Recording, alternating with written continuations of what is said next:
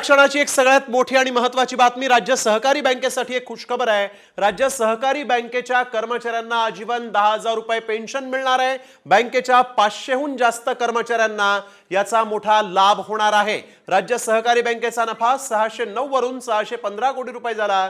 घोटाळ्यांचा आरोप झाल्यानंतर प्रशासक विद्याधर अनास्कर यांच्याकडे राज्य सहकारी बँकेचा कारभार आहे आणि या कर्मचाऱ्यांना आता आजीवन पेन्शन देखील मिळणार आहे। सुनील काळे आमचे प्रतिनिधी आपल्या सोबत फोन लाईन वरून जोडले गेले आहेत। सुनील, आपण बघतोय बँक कर्मचाऱ्यांची चांदी झाली असं म्हणावं लागेल, कारण या कर्मचाऱ्यांना आता पेन्शन मिळणार आहे।